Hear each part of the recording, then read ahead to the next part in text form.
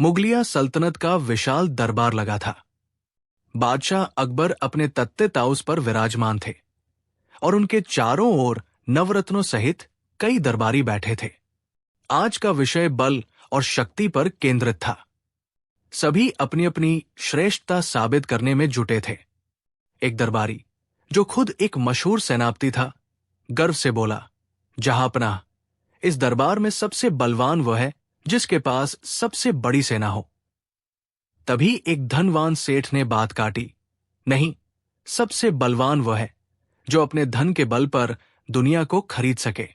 ये बहस लंबी खिंची और कोई सहमति नहीं बन पाई। बादशाह अकबर ने आखिर में मुस्कुराते हुए बीरबल की ओर देखा। बीरबल, तुम हमेशा गूढ़ बातों का रहस्य जानते हो।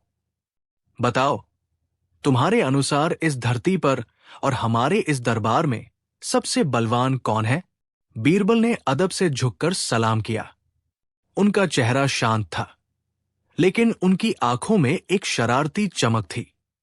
उन्होंने कहा, जहांपनाह, यह सवाल जितना सीधा है, जवाब उतना ही चौंकाने वाला है। मैं आपको इसका उत्तर कल प्रमाण के साथ दूंगा। अगले दिन दरबार में तिल धरने की जगह नहीं थी। हर दरबारी, अमीर से लेकर गरीब तक, बीरबल के चौंकाने वाले प्रमाण का इंतजार कर रहा था।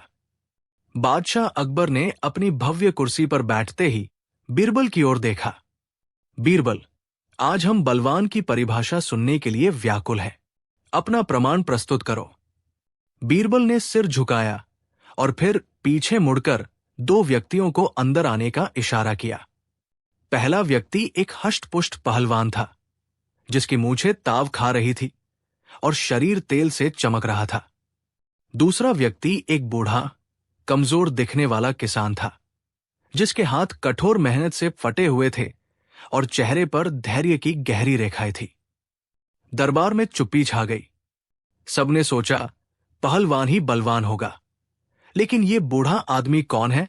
बीरबल ने आगे बढ़कर पहलवान की ओर संकेत करते हुए कहा, जहांपनाह, यह है शारीरिक बल के प्रतीक। लेकिन हमारे इस दरबार का, इस धरती का सबसे बलवान व्यक्ति ये नहीं है।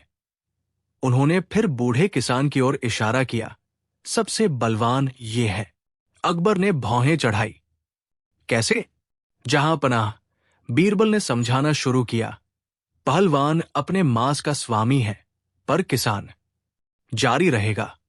पर किसान, जहांपनाह, बीरबल ने अपनी आवाज को शांत रखते हुए कहा, वो अपनी इच्छाओं का स्वामी है। पहलवान तो केवल अपने बल से किसी प्रतिद्वंद्वी को क्षण भर में परास्त करता है, लेकिन ये किसान वर्षों तक विपरीत परिस्थितियों को सहता है। सोचिए, एक पहलवान सिर्फ एक दुश्मन से लड़ता है, जबकि ये बूढ़ा हर दिन भयानक गर्मी, मूसलाधार बारिश और सूखी जमीन, इन तीनों शक्तिशाली शत्रुओं से मुकाबला करता है। बीरबल ने आगे कहा, इसका बल इसकी भुजाओं में नहीं, बल्कि इसके धैर्य में है। इसने अन्न के अभाव को झेला है, फसल के बर्बाद होने का दुख सहा है, पर कभी आशा नहीं छोड़ी। दुनिया का भरण पोषण करने के लिए जो अटूट सहन शक्ति और श्रम चाहिए, वो किसी भी शारीरिक बल से कहीं ज्यादा बड़ा होता है। सबसे बलवान वो है जो दर्द सहकर भी दूसरों को जीवन दे। अकबर ने किसान को गहरी नजरों से देखा। किसान के चेहरे पर अब भी वही धैर्य और सरलता थी। पहलवान ने शर्म से अपना सिर झुका लिया। बादशाह समझ चुके थे कि बीरबल ने बल की परिभाषा बदल दी है। बादशाह अकबर ने धीरे से सिंहासन से उठकर उस किसान के पास गए। उन्होंने किसान के कंधे पर अपना हाथ रखा। किसान, जो अब तक भौंचक्का खड़ा था, थोड़ा सहम गया। अकबर बोले, धरती के पुत्र, आज तुमने हमें वो पाठ पढ़ाया है जो बड़े बड़े विद्वान नहीं समझा सके। तुम ही इस दरबार के सबसे बलवान व्यक्ति हो। उन्होंने तुरंत अपने खजांची को आदेश दिया कि उस किसान को स्वर्ण मुद्राएं, गोल्ड कॉइन्स और जीवन भर के लिए राजकीय भंडार से अनाज दिया जाए। दरबार तालियों की गड़गड़ाहट से गूंज उठा। पहलवान ने अब अपने बल का प्रदर्शन करने की जगह आगे बढ़कर किसान को सम्मान से झुककर प्रणाम किया। उसने समझ लिया था कि मिट्टी में तपकर उपज देने वाले शरीर के सामने उसका क्षणिक शौर्य कुछ भी नहीं था। बीरबल ने राहत की सांस ली और मन ही मन मुस्कुराए।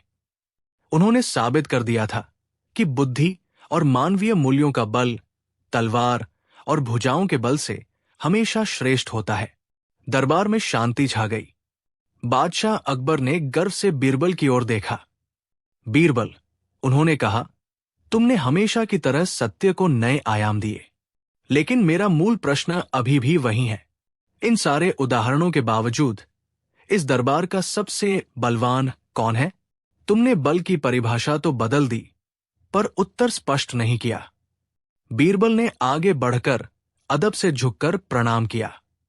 जहां पनाह, बल वो नहीं है जो दूसरों को गिरा दे, बल्कि वह है जो अपने बल से दूसरों को उठाता है, उन्हें सहारा देता है। उन्होंने एक क्षण का विराम लिया और सीधे बादशाह की आंखों में देखा।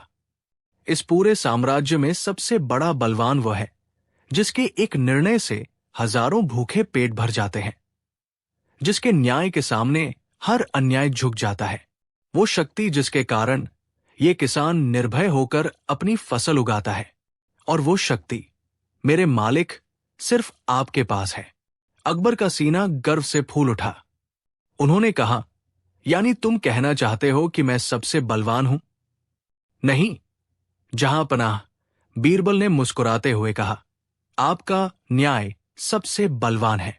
बीरबल के इस स्पष्टीकरण ने पूरे दरबार में सन्नाटा खींच दिया।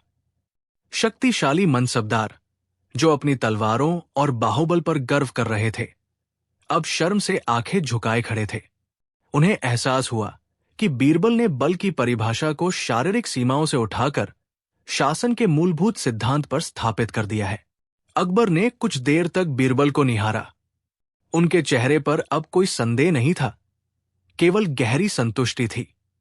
उन्होंने महसूस किया कि बीरबल ने न केवल उनके अहंकार को शांत किया, बल्कि उन्हें उनके राजधर्म का सार भी समझा दिया। शाबाश बीरबल, बादशाह ने गर्मजोशी से कहा, तुमने आज सिद्ध कर दिया कि बुद्धिमान केवल शब्दों से नहीं, बल्कि विचारों से शासन करते हैं। जिस राज्य का न्याय बलवान होता है, उस राज्य को किसी और शक्ति की आवश्यकता नहीं होती।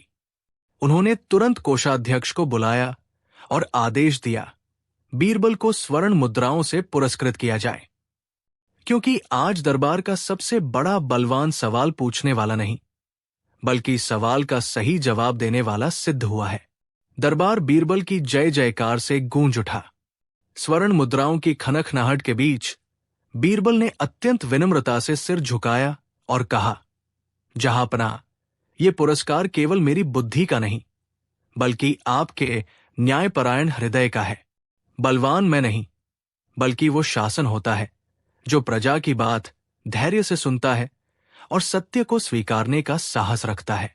बादशाह अकबर संतुष्टि से मुस्कुराए।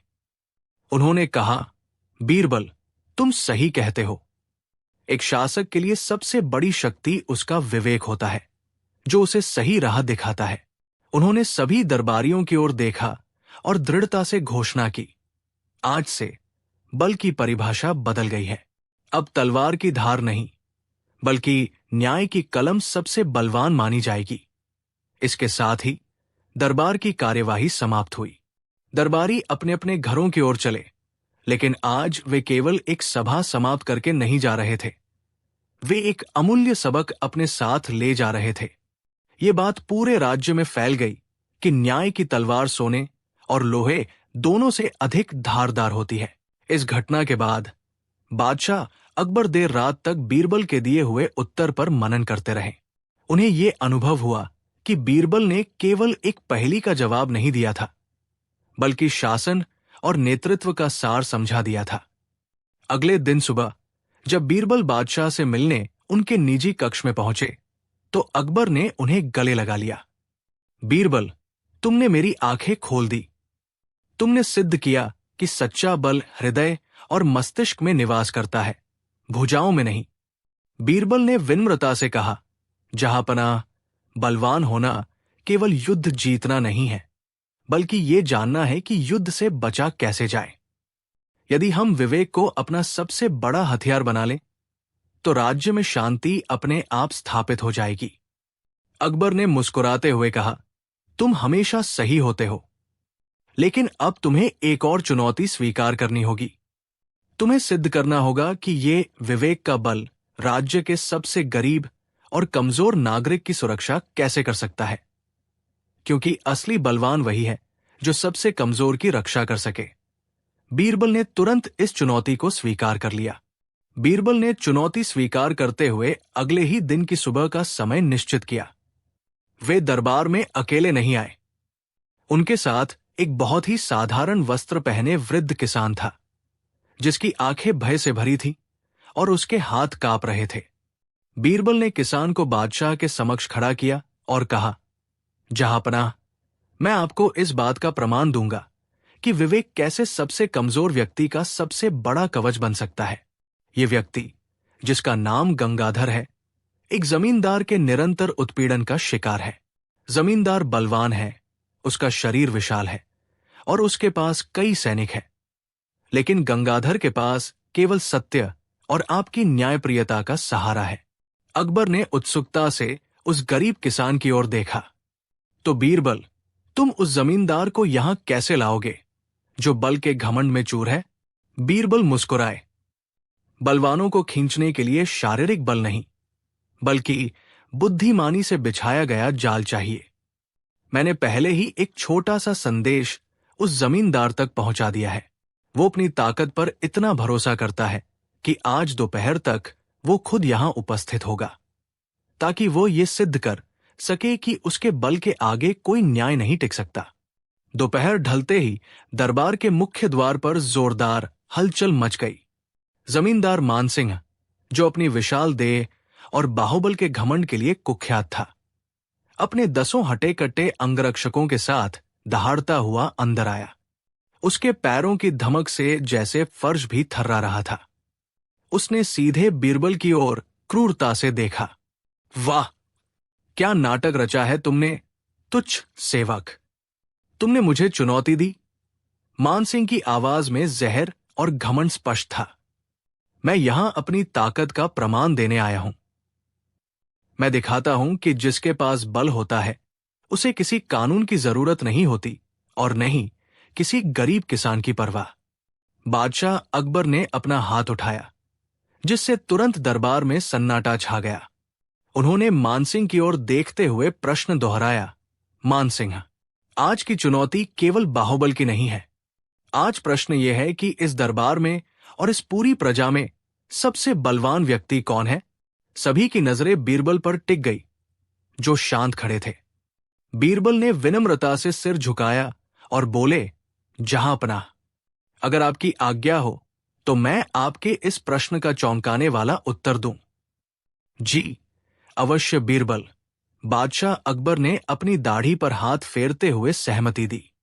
बीरबल ने चारों ओर देखा और बोले, हुजूर, इस दुनिया में सबसे बलवान न तो कोई योद्धा है और न ही कोई सुल्तान। सबसे बलवान वह है जो स्वयं पर विजय प्राप्त कर चुका हो, वो व्यक्ति जिसने अपनी इच्छाओं को काबू में कर लिया हो। यह सुनकर दरबार में फुसफुसाहट फैल गई। मानसिंह ने तिरस्कार से बीरबल की ओर देखा। बीरबल ने अपनी बात जारी रखी, परंतु यदि आप उस बल की बात कर रहे हैं जो सभी शक्तियों को झुका दे, तो वो बल किसी राजा या सेनापति में नहीं, बल्कि आवश्यकता में छिपा है।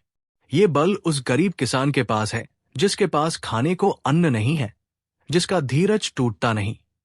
उसकी सहनशीलता, उसका जीने का अटल संकल्प ही दुनिया की सबसे बड़ी ताकत है। मानसिंह क्रोधित होकर खड़े हो गए। ये कैसी पहेली है बीरबल? बल तो शस्त्रों से और अधिकार से आता है। बीरबल मुस्कुराए। बल का प्रमाण चाहते हैं सेनापति? ठीक है, मैं आपको वो बल दिखाता हूं जो बादशाह की सेना भी नहीं तोड़ सकती। बीरबल ने बादशाह की ओर देखा और अनुमति मांगी। जहांपनाह, अगर सत्य को प्रमाण की कसौटी पर कसना है तो मुझे आज ही संध्या तक दरबार में 2 व्यक्ति चाहिए। मानसिंह ने त्योरी चढ़ाई। कैसी शर्त और कैसे व्यक्ति? बीरबल ने मुस्कुराना छोड़ दिया। उनकी आंखें गंभीर थी। पहला व्यक्ति वो हो, सेनापति, जो आपकी सेना का सबसे हट्टा-कट्टा और बलशाली सिपाही हो, जिसे हमने भरपूर भोजन और राजसी आराम दिया हो। और दूसरा, वो जो पिछले 3 दिनों से भूखा हो और जिसके घर में उसके छोटे बच्चे अन्न के एक दाने के लिए तरस रहे हों। बादशाह सलामत, दोनों को समान रूप से एक कठिन परीक्षा से गुजरना होगा। अकबर ने बीरबल की बात का मर्म समझा और तुरंत अपने सिपाहियों को आज्ञा दी कि ऐसी व्यवस्था की जाए। कुछ ही घंटों में एक विशालकाय, पूरी तरह से तृप्त सिपाही और एक दुबला-पतला, भूख से कांपता किसान दरबार में हाजिर थे। बीरबल ने चुनौती पेश की, हम देखेंगे कि कौन अधिक समय तक बिना किसी सहारे के एक भारी चट्टान को अपने सिर पर उठा सकता है। शक्ति का अभिमानी या आवश्यकता का मारा हुआ। 2 बलिष्ठ सेवक एक विशाल भूरे रंग की शिला लेकर आए। बीरबल के आदेश पर चट्टानें दोनों प्रतिस्पर्धियों के सिर पर संतुलित कर दी गई। सिपाही, जिसकी बाहें फौलाद सी थी, मुस्कुराया। उसे लगा कि ये परीक्षा तो बच्चों का खेल है, लेकिन केवल 2 ही मिनटों में बलवान सिपाही के चेहरे पर खिंचाव आ गया। बल का घमंड चूर होता दिखा और उसका सारा ध्यान कंधे के तीव्र दर्द पर केंद्रित हो गया। दूसरी ओर भूखा किसान थरथरा रहा था। उसके पैर डगमगा रहे थे, लेकिन उसने अपनी आंखें दृढ़ता से सामने टिकाए रखी थी। दर्द था, पर उसके मन में दर्द से बड़ी एक प्रेरणा थी, भूखे बच्चों की तरह। 5 मिनट बीते, सिपाही जोर से हांफने लगा। उसने चीखकर बीरबल से कहा, यह असंभव है। मेरी मांसपेशियों ने जवाब दे दिया।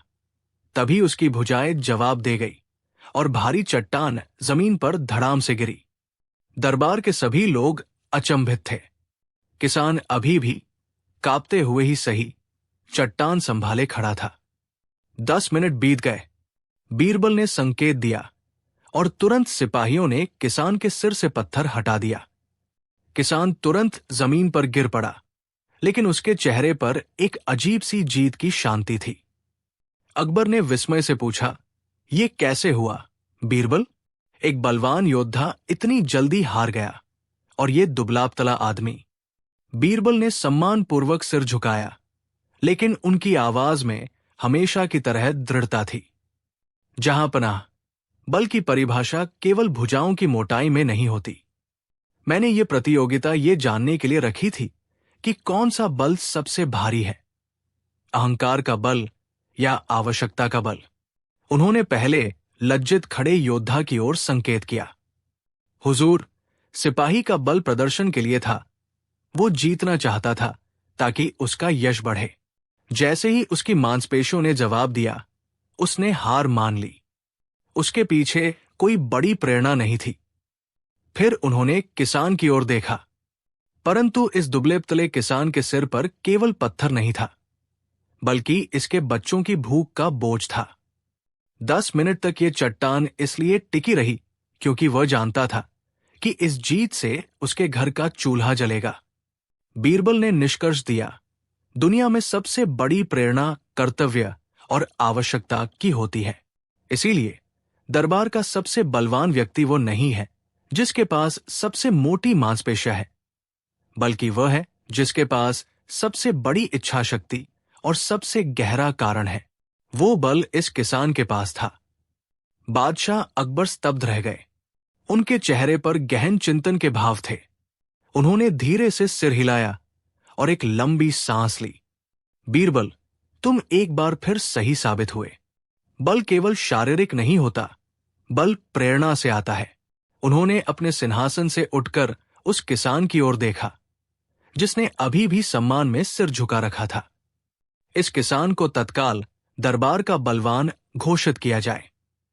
इसे इतना धन दिया जाए कि इसके बच्चों को कभी भी भूख का सामना न करना पड़े और इसे दोबारा कोई बोझ केवल मजबूरी में न उठाना पड़े।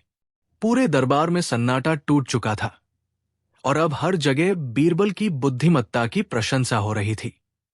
अखाड़े के पहलवानों ने भी अपनी हार स्वीकार कर ली। उस दिन सभी ने ये परम सत्य सीखा कि सबसे बड़ी शक्ति का निवास बाजुओं में नहीं, बल्कि मन की दृढ़ता और कर्तव्यनिष्ठा में होता है। आवश्यकता ही सबसे बड़ा प्रेरक और सबसे शक्तिशाली गुरु होती है। महाराज अकबर अपने सिंहासन से उठे और गर्व से बीरबल की ओर देखते हुए मुस्कुराए।